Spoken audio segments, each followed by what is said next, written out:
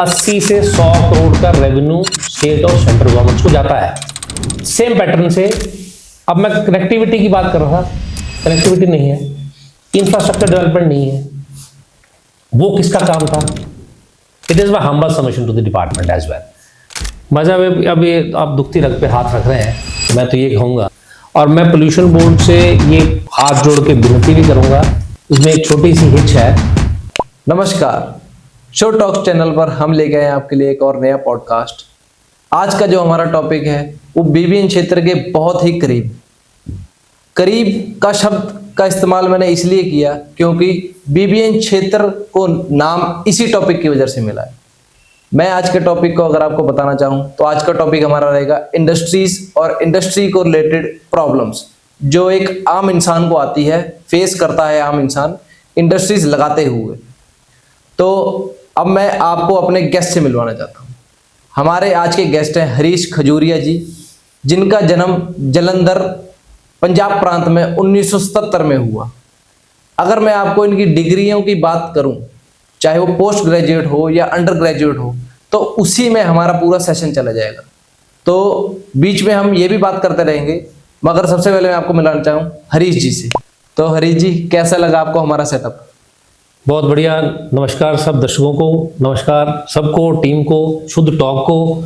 मैं तो ये कहूँगा कि शुद्ध टॉक की टीम ने जो इतना अच्छा उपराला किया है, इससे आने वाले समय में लोगों को, इंडस्ट्रीज को, उनके विषयों पर बोलने का मौका सबको मिलेगा। ताकि क्या होता है कि हर जगह हर आदमी हर अपनी समस्या को वहाँ तक नहीं पहुँचा पाता। तो आपका ये चैनल, मैं ऐसा मानता हूँ कि सबकी सहायता करेगा। तो मैं सबको बधाई देता हूँ, शुद्ध टॉक को, सुधांशु जी को और पूरी टीम को। शुद्ध टॉक्स को तो एक छोटा सा मोटिव है, आप कोई भी टॉपिक लेके आओ, हम उस पर बात करेंगे ताकि वो लोगों तक जाए, क्योंकि जो हमारी आम प्रॉब्लम है वही तो लोगों की प्रॉब्लम है। नेचुरली। तो अगर मैं सबसे पहले अपने टॉपिक के क्वेश्चन पे आऊँ, तो क्या इंडस्ट्री की डेवलपमेंट हो रही है? अगर नहीं हो रही तो उसकी क्या वजह है? बहुत बढ़िया सुधांशु जी, आपने, शायद मुझे ऐसा लगा कि आज आपने बद्दी के दिल की बात पूछ ली। मैं आपको इस टॉपिक को शुरू करने से पहले एक छोटे शेयर के साथ आपको इसका आगाज करूंगा। वो कहा है किसी ने कि जब अंधकार को हरने का निर्णय कोई कर लेता है तो एक अकेला जुगनू ही सब अंधेरा हर लेता है। अब मैं इसलिए ये बात, वक्तव्य, ये शेर आपको सुनाया कि इंडस्ट्रियल पैकेज जब श्रद्धेय अटल बिहारी वाजपेयी के सरकार के समय में, जब बद्दी में इंडस्ट्रियल पैकेज आया 2013 से 2014 तक के लिए, 10 साल के लिए इंसेंटिव दिया गया सब इंडस्ट्रीज को। उस वक्त अराउंड 1074 इंडस्ट्रीज, छोटी या बड़ी, इन्वेस्टर आए और उन्होंने हिमाचल में इन्वेस्ट किया बड़ी शिद्दत के साथ कि हम वहाँ हिमाचल में आए। हिमाचल एक्चुअली आपको पता है कि एक पीसफुल स्टेट के नाम से जाना जाता है जी, देवभूमि हिमाचल, देवभूमि हिमाचल के नाम से जाना जाता है। तो वो यहाँ आए, उन्होंने उद्योग स्थापित किए। तो अब 2002 से लेके 24, ये 2025 चल रहा है, ये जो कार्यकाल आप देख रहे हैं। अब ये जो क्वेश्चन आपने पूछा, ये अपने आप में व्याख्या करता है कि बद्दी की डेवलपमेंट कैसे। वैसे भी हम जानते हैं कि हिमाचल के पास इंडस्ट्री नहीं थी 2000 से पहले। वो हॉर्टिकल्चर, एग्रीकल्चर पे ही डिपेंड है, जिसमें अपनी रोजी रोटी चलाते थे। अब 2002 में जैसे पैकेज आया, पैकेज आने के बाद नो डाउट जो इंडस्ट्रियल पॉलिसी बनी उस वक्त, उस इंडस्ट्रियल पॉलिसी में बड़ा अच्छे से डिफाइन किया गया कि कौन कौन से सेगमेंट्स को कहाँ कहाँ जगह दी जाएगी। टेक्सटाइल को, फार्मा को, इंजीनियरिंग को, फूड इंडस्ट्री को। बट जैसे ही वो कहते हैं ना, जब किसी के पास एकदम से पैसा आ जाता ना, तो उसको समझ नहीं आती खर्चा कैसे किया जाए। जी जी बिल्कुल। तो सेम पोजीशन बद्दी में हुई। 3 में पैकेज आया, जिसका जहां दिल किया वही अपना यूनिट स्थापित कर लिया। बद्दी को भी केबीसी के 7 करोड़ का सवाल जीत गया बद्दी। तो इसी प्रकार से बिल्कुल। और अच्छा, और जैसे ही सब ने अपना अपना यूनिट स्थापित कर लिया, अब इंडस्ट्री को चलाने के लिए 5 पिलर्स होते हैं, अगर आपको पता हो। उसमें man, machine, material, money, market and infrastructure. अब देखो, बड़ा अच्छा विषय है कि ये मैन, मशीन, मटेरियल जब आप कहीं मकान बनाने का प्रयास करते हैं तो सबसे पहले आप जगह देखते हैं अपने लिए। जी जब आप जगह देखते हैं तो इंफ्रास्ट्रक्चर उसी का नाम कहा जाता है। जी आपने जगह देख ली और अपना काम शुरू कर दिया। आजकल आप इसके साथ मैं और ऐड करता हूं, आपने देखा हमारे सेंट्रल गवर्नमेंट पीएम मोदी साहब के नेतृत्व में चल रही है, नितिन गडकरी जी कनेक्टिविटी का काम बहुत अच्छे से कर रहे हैं। बिल्कुल जी बिल्कुल। उसके पीछे वजह क्या है, क्यों कनेक्टिविटी को इम्प्रूव कर रहे हैं? क्योंकि जब नया उद्यमी, जब हम मैन्युफैक्चरिंग हब इंडिया को बनाएंगे जी तो एक प्रदेश से दूसरे प्रदेश में माल ले जाना आसान रहे। जहां 10 से 15 घंटे लगते हैं वहां 3 से 4 घंटे में माल पहुंचे। दोनों तरफ का फायदा, इकोनॉमिक डेवलपमेंट भी है, इंफ्रास्ट्रक्चर डेवलपमेंट भी है। उसी तर्ज पर जिस तरह सेंट्रल गवर्नमेंट अपना रोल प्ले कर रही है, शायद मुझे ऐसा लगता है कि हम सब लोग उसमें भागीदार हैं। हम सब उसमें भागीदार हैं कैसे कि स्टेट की डेवलपमेंट या मेरे घर की डेवलपमेंट में उन सब परिवार के बंदों का हिस्सा रहता है। अब हमने तो अपना जो व्यापारी लोग थे या नॉर्मल कस्टमर थे, आदमी थे, उन्होंने तो अपना काम किया in the sense by paying the GST as well, by paying all the taxes, right? But क्या गवर्नमेंट्स ने, लोकल बॉडीज ने अपना काम किया? आज भी हम, मतलब बड़ा दुख होता है इस बात को कहते हुए, जैसे हम पंजौर से बद्दी की तरफ आते हैं तो क्या देखते हैं, क्या कभी आपने ऐसा महसूस किया कि कोई बोर्ड लगा हो हिमाचल में, वेलकम हिमाचल, देवभूमि?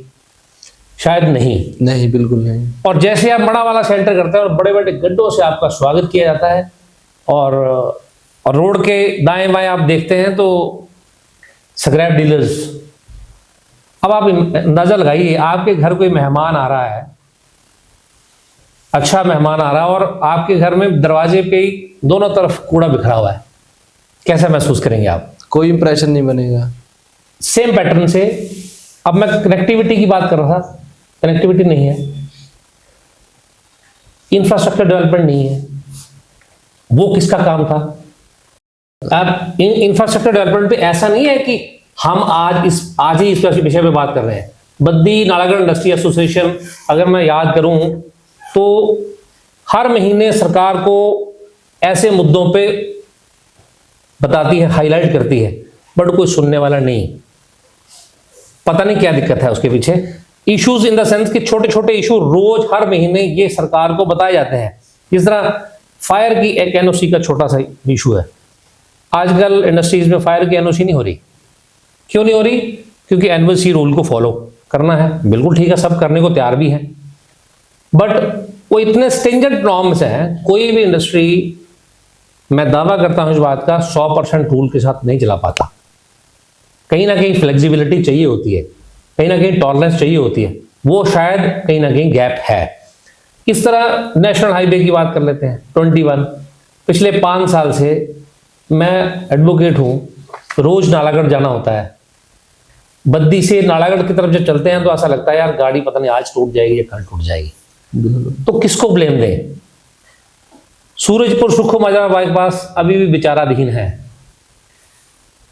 अगर हम बात करें तो हमारा बद्दी का ही बस स्टैंड जो 3 बार उसकी स्थिति परिवर्तन हो चुकी है। छोटे छोटे मुद्दे, ट्रांसपोर्ट, ये ट्रक यूनियन से लेके सिपेट तक का रोड जो है वो कई बार गवर्नमेंट से अप्रोच किया गया कि किस तरह बिजनेस को, इससे अगर कनेक्टिविटी अच्छी होती है तो नेचुरली बिजनेस डेवलपमेंट होगा, इंडस्ट्री की ग्रोथ होगी। जी जी, अगर हम बात शुरू कर रहे हैं तो इसका मतलब ये है कि आप बता रहे हैं भी अगर इंडस्ट्री चलानी है तो सबसे पहले कनेक्टिविटी उसकी मेन बात ऑब्वियस। मैंने आपको 5 पिलर्स बताए, money, machine, man, material, infrastructure और मार्केटिंग। जी, तो मार्केटिंग कैसे बेचोगे? सामान तो बन गया, बेचोगे कैसे जब कनेक्टिविटी नहीं है? जी, तो इस तरह से मतलब किसी का भी शायद कहीं ना कहीं हमारे एंड पे या जो हमारे सरकारों के नुमाइंदे हैं उनके एंड पे कहीं ना कहीं कमी ऐसी रही है कि वो चीज जो इंडस्ट्रियलिस्ट को मिलनी थी नहीं मिल पाई। मैं एक और अचंभित करने वाला डेटा आपको देता हूं। बद्दी रीजन इकोनॉमिक हब है, हर रोज 80 से 100 करोड़ का रेवेन्यू स्टेट और सेंट्रल गवर्नमेंट्स को जाता है।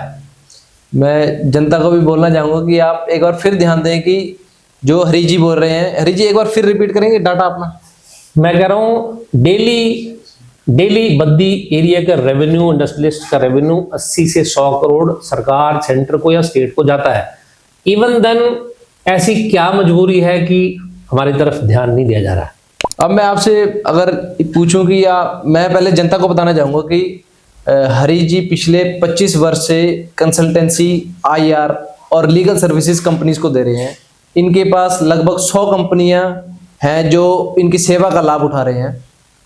तो मैं हरी जी से पूछना चाहूंगा कि आप लगभग 25 वर्ष से इंडस्ट्री हब में है, बीबीएन क्षेत्र में, तो आपने यहाँ की इंडस्ट्रीज को कहाँ से कहाँ बढ़ता हुआ देखा है? मैं इसीलिए आपको दोबारा याद कराता हूँ कि 2002 में जब उद्योग लगे थे तो इंडस्ट्रियल पॉलिसी भी जो गवर्नमेंट ने दी थी नो डाउट सपोर्टिव थी, और सबको इस बात की होड़ थी कि जितना ज़्यादा इंडस्ट्री आए तो। अब छोटा सा एमएसएमई सेक्टर की हम बात करते हैं, मीडियम इंटरप्राइजेज जो है छोटा सा उद्योग लगाने का प्रयास करता है, तो वो आहिस्ता आहिस्ता with the passage of time जुलाई 2017 में जीएसटी आया, उससे पहले पहले वैट की व्यवस्था। तो बहुत लोग मैंने पनपते देखे हैं, बहुत लोग छोटा छोटा, क्योंकि साथ के साथ कुछ ना कुछ जुड़ा रहता है। एक उद्योग लगता है, उसके साथ फार्मा उद्योग एक छोटा सा लगता है, कोई फॉइल बना रहा है, कोई पेपर बना रहा है, कोई एल्युमिनियम फॉइल दे रहा है, ऐसे कुछ ना कुछ व्यवस्था चल अचल तरीके से बहुत लोगों को सपोर्ट करती है। बद्दी को भी किया, कई लोगों की जमीनें गई, कई रेंटल प्रॉपर्टी आ रही है। तो इस तरह बद्दी के लोग भी और इंडस्ट्री के लोग भी पूरे प्रफुल्लित थे। और अगर मैं इसमें हमारे जो औद्योगिक क्षेत्र है इसमें सुविधा की बात करूं, तो क्या जो हमारे सरकारी कर्मचारी हैं या उनके जो भी नॉर्म्स हैं, तो वो कोई हमारे जो इंडस्ट्रीज यहाँ लगती हैं या इंडस्ट्रियलिस्ट हैं, उनको क्या सुविधा प्रदान कर पा रहे हैं और क्या उसमें कमी रह रही है? मजा अब ये आप दुखती रग पे हाथ रख रहे हैं, मैं तो ये कहूँगा, क्योंकि जब हम बात करते हैं सुविधाओं की, तो जिस तरह मैंने आपको डेटा पहले दिया कि कितना रेवेन्यू पर डे हम इंडस्ट्री से इकट्ठा करके सरकार को देते हैं, बावजूद उसके भी मैं सिर्फ मूलभूत सुविधाओं की बात करूं, जिसमें आप हॉस्पिटल्स की बात कर लो, इसमें स्कूल्स की बात कर लो, इसमें प्लेग्राउंड्स की बात कर लो। आप देखते ही होंगे बद्दी में कितने अच्छे अच्छे स्कूल्स हैं, देखते होंगे बहुत से अधिकारी, बहुत से लोग बद्दी काम करते हैं सारा दिन, शाम को चंडीगढ़ रहने चले जाते हैं। ये भी एक डेवलपमेंट के पीछे कारण, ना होने के पीछे कारण है। क्यों? क्योंकि जब मैं अपने घर में रहूंगा ही नहीं, जब मैं समस्या को समझने का प्रयास ही नहीं करूंगा, तो सॉल्व कैसे होगी? नो डाउट वो आते हैं, काम सारा दिन करते हैं, ईमानदारी से, मेहनत से, पूरी शिद्दत से करते हैं, बट फिर भी जब बाप घर पे रहता है तो सबको, परिवार वालों को, पड़ोसियों को रहता कि नहीं, हाँ, उसको हर दुख, हर सुख सुविधा का उसको अंदेशा रहता है। बट ये एक बहुत बड़ा फ्लो है उसके पीछे। हमारा मेन प्रश्न तो यही होना चाहिए अपने बीबीएन क्षेत्र से या बीबीएन सरकार से कि इतने बड़े बड़े इंडस्ट्रियलिस्ट आपके पास रहते हैं, इतने बड़े बड़े आपके पास एचआर रहते हैं, इतने बड़े बड़े काम करने वाले रहते हैं, तो वो शाम को चंडीगढ़ क्यों चले जाते हैं रहने के लिए? बद्दी में ऐसी क्या कमी है? भाई साहब, बड़ी साफ सी बात है, सरकारी अधिकारी हो या प्राइवेट अदारा वाला आदमी हो, बद्दी में मूलभूत सुविधाएं आराम, चंडीगढ़ में मूलभूत सुविधा आराम से मिल जाती है, उनके बच्चे आराम से अच्छे स्कूल में पढ़ पाएंगे, अच्छी व्यवस्था है, रेजिडेंशियल फ्लैट इजीली अवेलेबल है, कनेक्टिविटी से, हाँ ठीक है, उनको आना जाना पड़ता है तो ठीक हो, तो करते ही हैं। यही एक रीजन है कि बद्दी में ये चीजें डेवलप ही नहीं हो पाई, या शायद हमने या किसी हमारे नुमाइंदे ने इस बात पे ध्यान नहीं दिया, या दिया भी होगा तो अब तक ऐसी कोई डेवलपमेंट नहीं दिखाई। तो अभी तो आपकी कई रगों पे मैं रखने वाला हूँ सवाल, मगर अगर मैं आम इंसान की बात बोलूँ कि अगर कोई आम इंसान चाह रहा है कि मैंने इंडस्ट्री लगानी है, कोई उद्योग लगाना है यहाँ क्षेत्र में, तो कोई चाह रख रहा है, तो उसके लिए क्या संभव आप कारण बताएंगे कि, और उसको क्या राय देंगे कि इस प्रकार से आप चलो रास्ते पे? बहुत बढ़िया।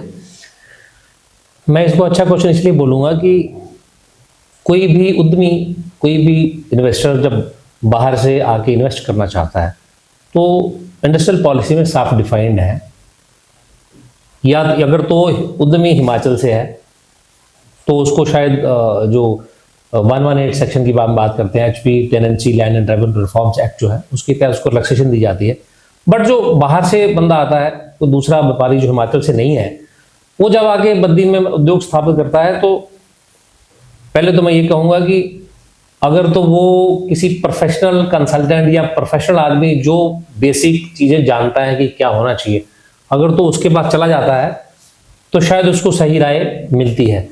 बट कई बार क्या होता है कि अब बहुत से लोग हैं समाज में, तो कुछ भी करवाते हैं।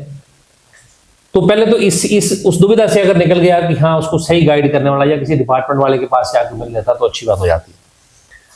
अब इसमें बड़ी छोटी छोटी पेचीदगियां हैं जो मैं आपके चैनल से इंडस्ट्रियलिस्ट भाइयों को आगाह करना चाहता हूं। बेसिकली क्या होता है कि जब उद्यमी आता है तो उसको सबसे पहले इंडस्ट्री डिपार्टमेंट के पास जाना। अगर मैं अपने दर्शकों के लिए थोड़ा सरल भी कर दूं तो आप ऐसी कोई 5 डिफिकल्टी बताओ जो सबसे पहले एक मैं इंसान मैं को उसी पे आ आता रहा हूँ है। उसी पे आ रहा हूँ। हाँ, मैं क्वेश्चन डिफाइन कर दिया मैं थोड़ा। उसी के आ रहा हूँ। इंडस्ट्रियलिस्ट जब कोई फैक्ट्री लगाने का प्रयास करता है तो हमारे पास एक सिंगल विंडो है, SWCA के नाम से बोलते हैं, सिंगल विंडो क्लियरिंग एजेंसी। सबसे पहले जब हम प्रोजेक्ट लगाना होता है तो इंडस्ट्री डिपार्टमेंट को जाके अप्रोच करते हैं। जब अप्रोच करते हैं तो हमें अपने प्रोजेक्ट रिपोर्ट हमने बनाई होती है, उसने वो प्रोजेक्ट रिपोर्ट जाके इंडस्ट्री डिपार्टमेंट को बोलता है कि मैं आपके यहाँ पे प्रोजेक्ट लगाना चाहता हूँ, फला मैंने प्रोडक्ट बनाना है। वो कहते हैं कि प्रोजेक्ट रिपोर्ट लेके आओ, ये लेके जाता है, वो अप्रूव कर देते हैं। अगर तो हिमाचल का है तो डायरेक्ट अप्रूवल हो जाती है, अगर बाहर का बंदा है तो सब्जेक्ट टू द कंडीशन की आपको 118 की परमिशन लेनी पड़ेगी under HP tenancy land revenue act, right. अच्छा, वो अप्रूवल हो जाती है। फिर उसका दूसरा कदम होता है कि अब कोई भी उद्यमी चाहता है कि जैसे ही काम स्टार्ट हो तो तुरंत वो 5 पिलर जो मैंने आपको बताया, मैन मशीन मटेरियल सारा कुछ एकदम से आ जाए, जल्दी जल्दी मेरा काम शुरू हो जाए, चुटकी भी जाता है, चुटकी भी आते काम शुरू हो जाए। बट ऐसा नहीं संभव हो पाता। उसके पीछे भी छोटी छोटी वजहें हैं, शायद हम भी उसके पीछे दोषी हैं कि कैसे डिपार्टमेंट को सही इंफॉर्मेशन दे पाते हैं नहीं। प्रोजेक्ट रिपोर्ट अप्रूवल होगी, फिर उसके बाद पोल्यूशन की NOC अप्लाई करनी है, फायर की NOC अप्लाई करनी है, TCP से नक्शा पास कराना है, बिजली का कनेक्शन भी लेना है, बैंक के पास भी जाना है, मुझे लोन भी चाहिए, तो मैन पावर भी प्लानिंग करनी है। तो ये सारी चीज़ों की प्लानिंग में लग जाता है। फिर वो कितना टाइम लगेगा सर इसके लिए?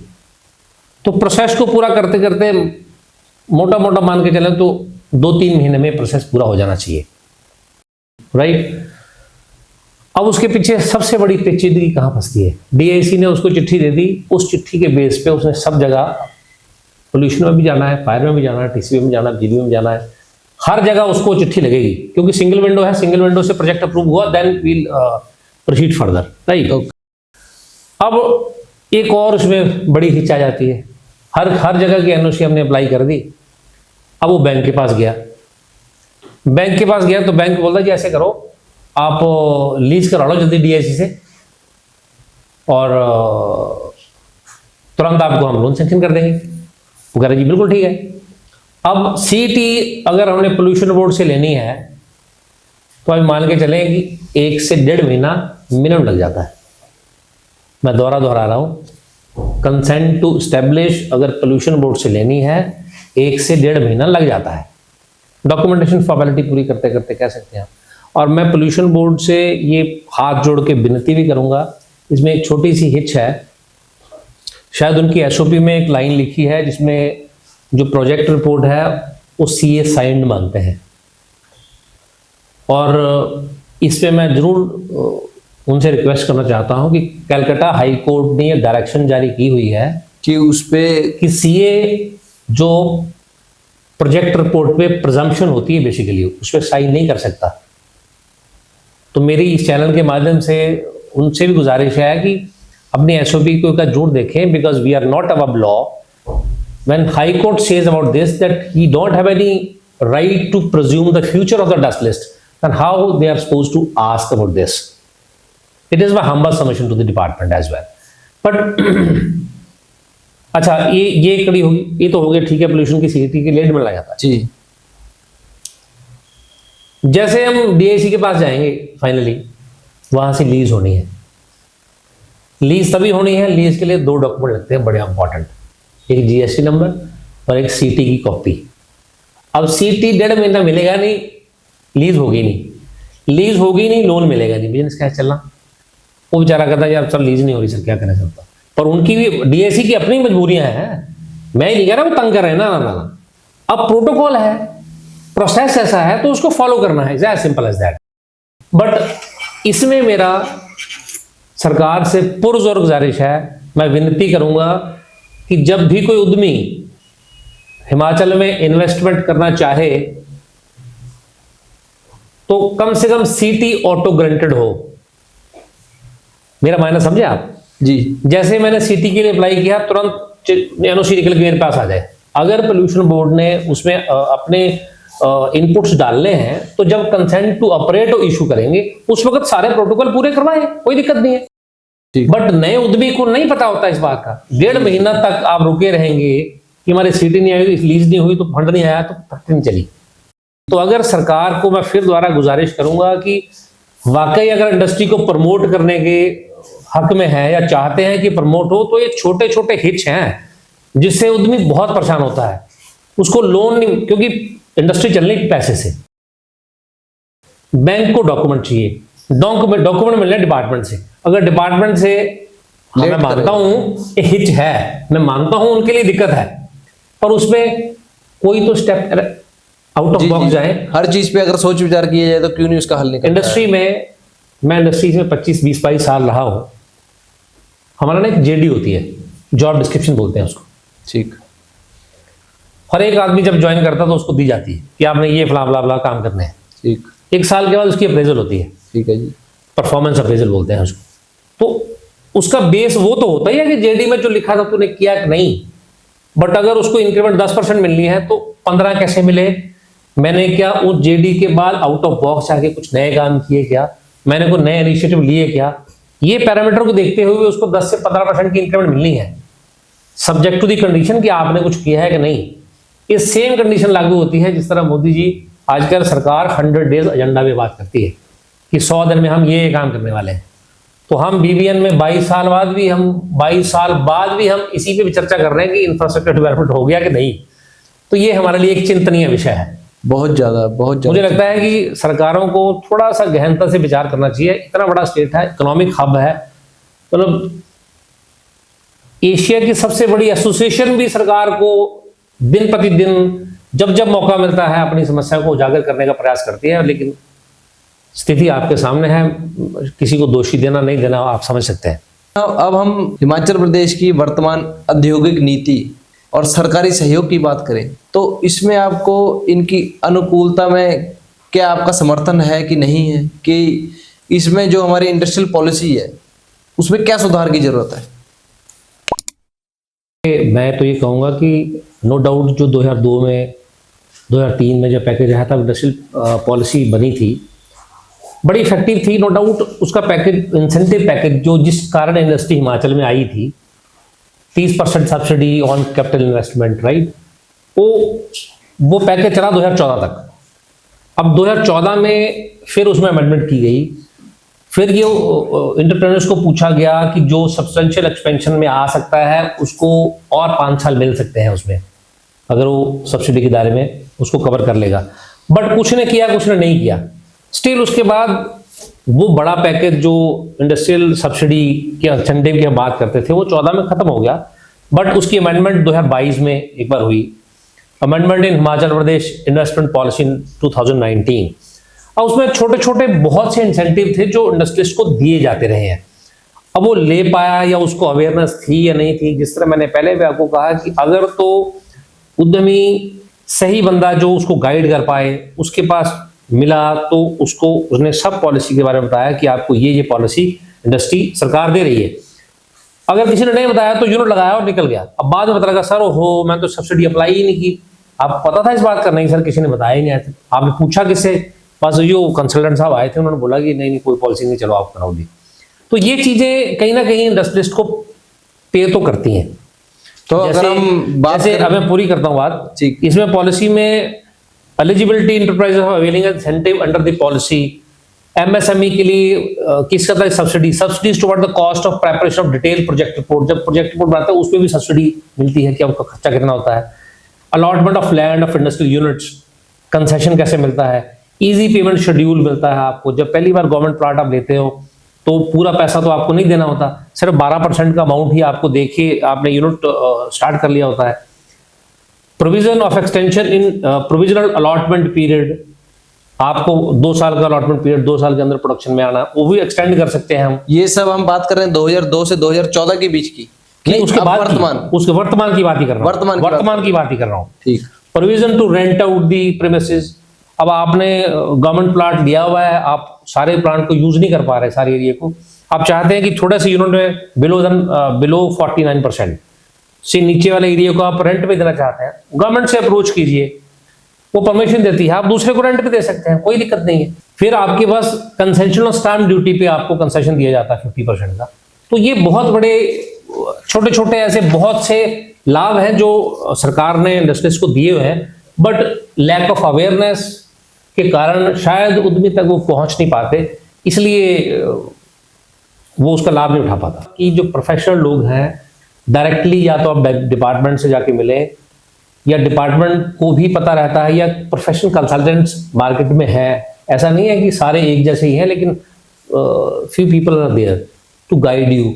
अब मैं कई उद्यमियों से जाके मिलता हूं, जब उनसे रूटीन में डिस्कशन होती है तो क्या क्या स्टेप आपको करने चाहिए थे, आपने किए कि नहीं कि जी मैं तो किए ही नहीं। कितने साल से चल रहा है? 10 साल से जी।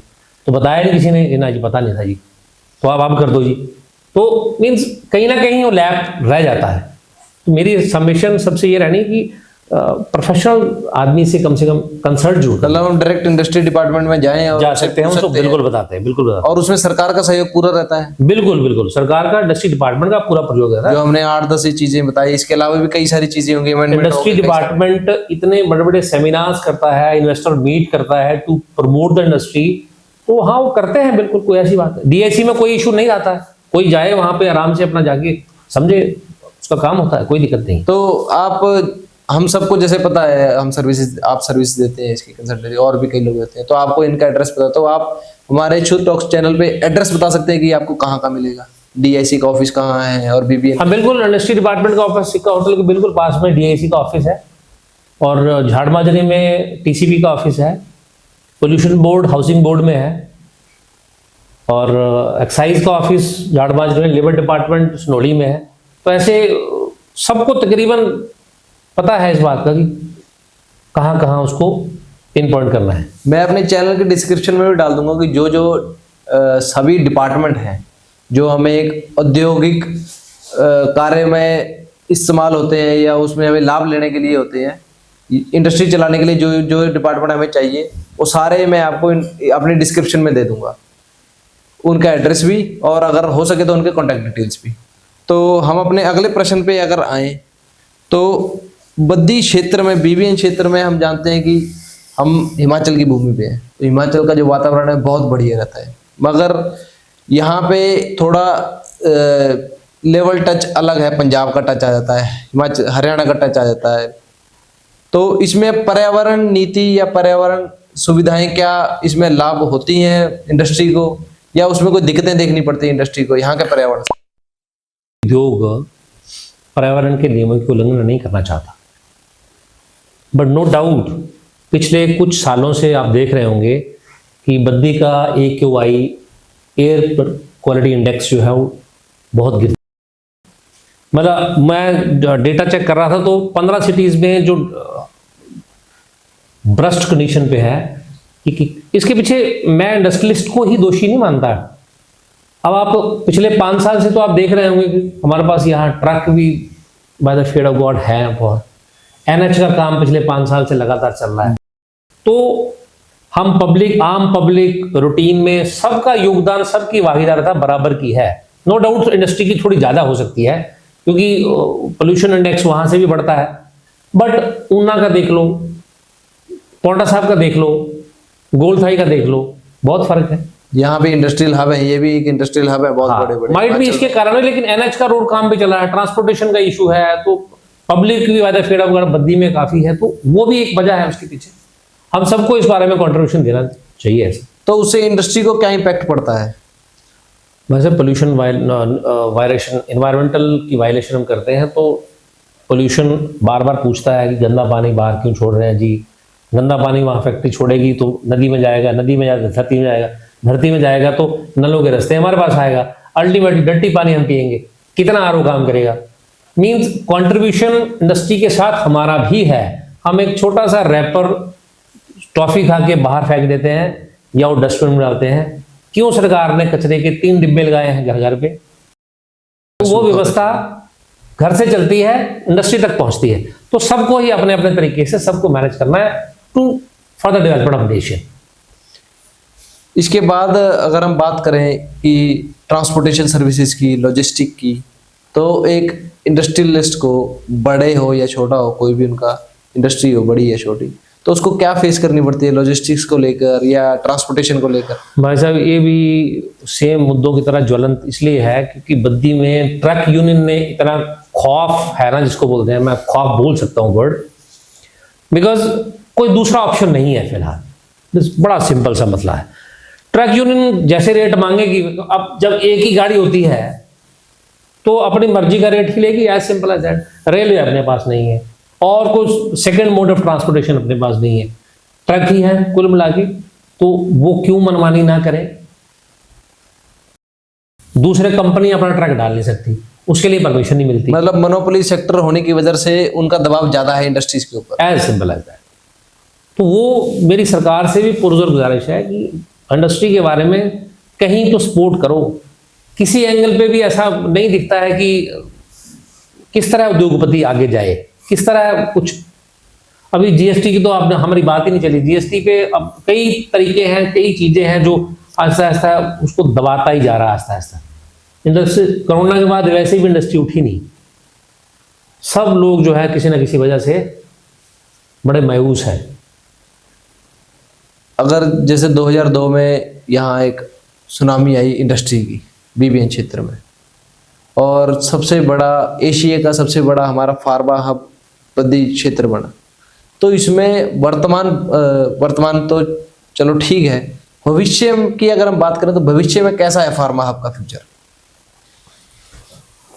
देखो, जब तक आदमी जिंदा है बीमार होगा ही, दवाई खाएगा ही। दवाई कहाँ से बननी है? फार्मास्यूटिकल से। फार्मास्यूटिकल बद्दी एशिया की सबसे बड़ी हब है। कोई ऐसी छोटी से बड़ी कंपनी है नहीं जो बताएं यहाँ नहीं स्थापित है। तो नो डाउट फार्मा वाले भी अपना प्रोटोकॉल मेंटेन करने का प्रयास करते हैं, पर कहीं ना कहीं पीछे हमने अखबारों में बहुत पढ़ा कि नकली दवाई बनाने का धंधा भी चला। तो उसके पीछे कहीं ना कहीं गलत मैसेज था जो मार्केट में जा रहा था। ऐसा नहीं होता, क्योंकि फार्मा सेक्टर्स में मैं जो समझता हूँ तो बाकायदा एसओपी को लेके बड़े स्ट्रिंजेंट होते हैं कि एसओपी से जो एसओपी डिफाइंड है, एसओपी के अनुसार ही काम होना है। तो वो कहीं ना कहीं कुछ गलत लोगों के हाथ में शायद वो चीज़ आई है, उन्होंने उसको मिसलीड किया है। तो मैं ऐसा नहीं मानता। हालांकि फार्मा का फ्यूचर ब्राइट है। बद्दी में फार्मा का फ्यूचर ब्राइट है कि हर जगह? हर जगह, हर जगह, हर जगह। तो बद्दी छोड़ के चले जाए? नहीं, क्यों? Himachal is known for the peaceful state. जी। लोग जम्मू कश्मीर भी गए, शायद आपको पता होगा। बिल्कुल, बहुत गए, इंडस्ट्रियल पैकेज मिला जी। बट शायद आपको ये भी पता होगा कि वहां से वापस भी बहुत आए। क्यों? अपने आप का डरना बहुत इंपॉर्टेंट है। जब तक शरीर चलता है तब तक ही फार्मा कंपनी चलनी है या मेरा काम चलना है। तो मीन्स क्या कि वहां सेफर साइड नहीं है। कभी भी लगता है कि फायरिंग शुरू हो जाएगी और मन की संतुष्टि नहीं है, अगर हम कहना चाहें। एक तरह से कह सकते हैं एक तरह से सरकार ने दबाव पूरा बना रखा है। लेबर अवेलेबिलिटी सस्ती है, कनेक्टिविटी अच्छी है, इन द सेंस कि चंडीगढ़ नजदीक है, हरियाणा नजदीक है, पंजाब नजदीक है। तो वो एक पर्सपेक्टिव भी है जिसके कारण इंडस्ट्री को बूस्ट, मार्केट नजदीक है एक तरह से हम कहना चाहें। हाँ। और कुछ समय में बद्दी में रेलवे भी आ रहा है, तो उसके कारण भी यहाँ के जो इंडस्ट्रियल हब है। मैं आपको लड्डू खिलाऊंगा जिस दिन रेलवे यहाँ आएगा। चलिए, तो अभी दर्शकों को मैं कहना चाहूंगा कि अभी है थोड़ा ब्रेक का समय, तो ब्रेक के बाद मिलते हैं। तो ब्रेक के बाद हम आ गए हैं हरी जी से फिर से सवालात का सिलसिला शुरू करने के लिए। तो हरी जी, अभी जब शुरुआत हुई थी प्रश्नों की, तो आपने एक हमें बताया कि एक एक्ट है, एक धारा है 118, तो उसके बारे में आप क्या कहना चाहते हैं कि वो क्या है? हमारे दर्शकों को एक सरल रूप में बताएं। देखो भाई साहब, सुधांशु जी, हिमाचल में Himachal Pradesh tenancy and land reform act 1972 बना है, जिसमें सेक्शन 118 की बात की जाती है, उसमें साफ लिखा है to control of the transfer of land. मतलब बाहर से आया हुआ व्यक्ति जो हिमाचल से नहीं बिलोंग करता, अगर वो हिमाचल में उद्योग स्थापित करना चाहता है तो उसको अंडर सेक्शन 118 परमिशन लेनी होगी सरकार से, जो कि कहीं ना कहीं मुझे ऐसा महसूस होता है, बीइंग मैं उनका मेंबर हूँ इंडस्ट्रियलिस्ट का, ये थोड़ा टीडियस टास्क है।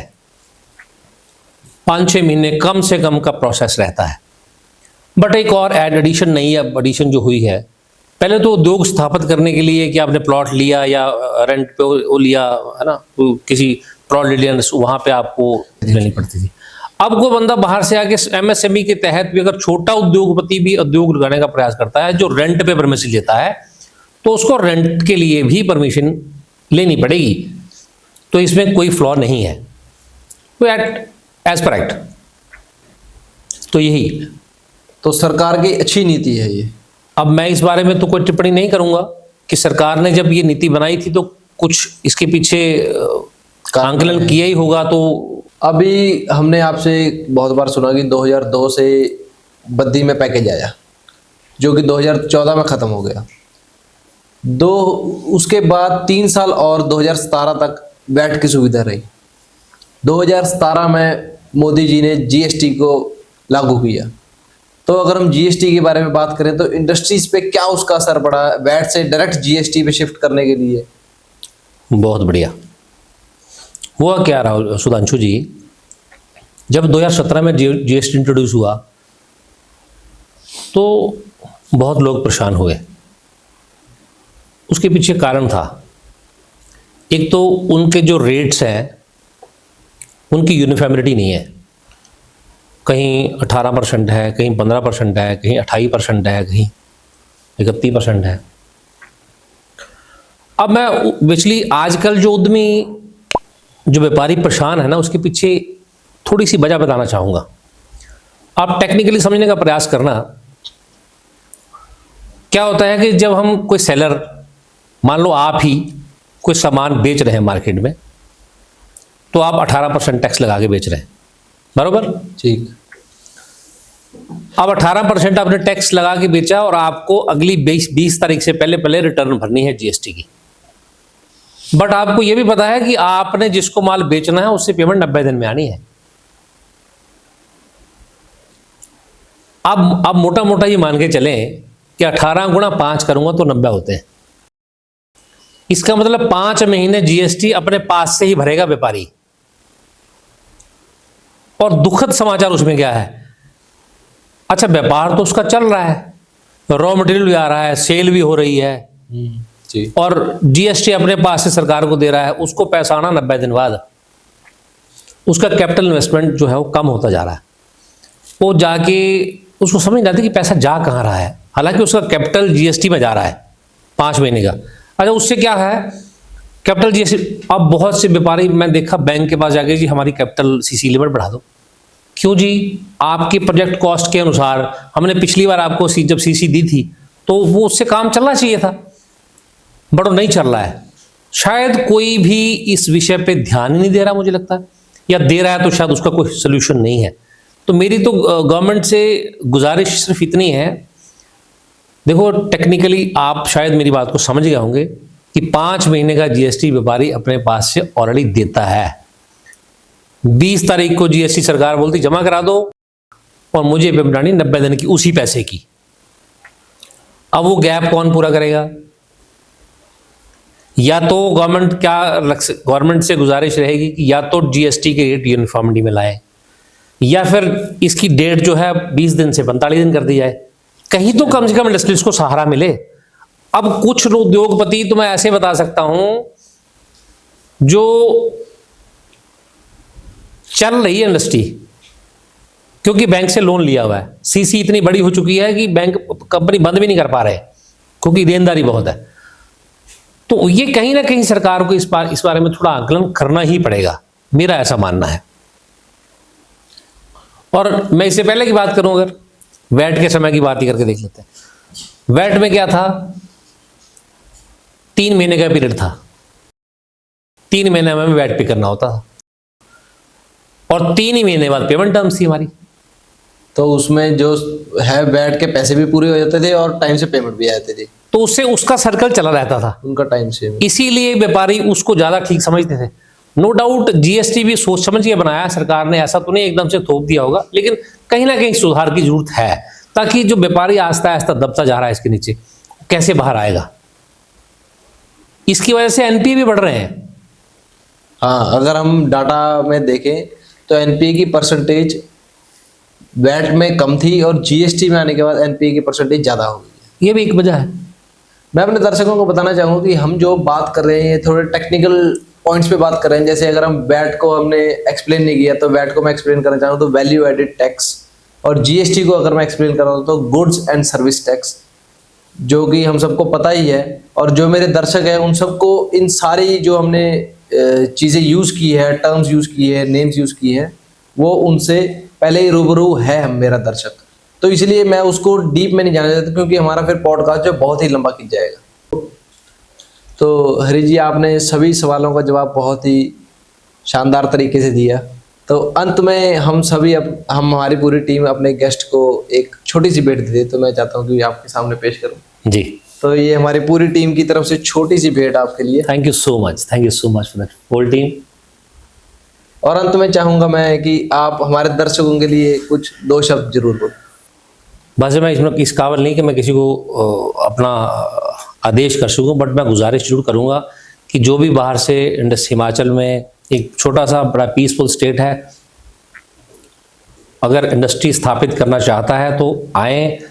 यहाँ हर डिपार्टमेंट पूरी दिल से, पूरी शिद्दत से सपोर्ट करने को तैयार रहता है।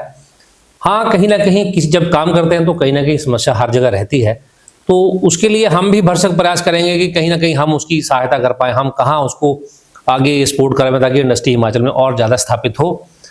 और फाइनली तो मैं अब शुद्ध टॉक के लिए ज़रूर बोलना चाहूँगा, शुद्ध टॉक की टीम ने जो इतना अच्छा काम किया है या करने का प्रयास कर रहे हैं, तो नो डाउट इसके लिए समय लगता है, बट फिर भी आपने बड़ी अच्छी अचीवमेंट की है। मुझे बड़ा हर्ष है कि हमारा छोटा भाई सुधांशु और उनकी टीम बड़े शिद्दत से, बड़े अच्छे से, दिल से काम करते हैं। तो मैं इसके लिए इसका अपनी वाणी को विराम एक शेयर के माध्यम से दूंगा। तो आपके लिए डेडिकेट है, आपकी टीम के लिए डेडिकेट है शेयर। कहना आखिर नो सफलता हुंदे ने जो वांग इबादत कम कर दे, आखिर नो सफलता हुंदे ने जो वांग इबादत कम कर दे, एकदम दरिया नहीं बन हुंदा, वो बूंद बूंद सागर भर दे।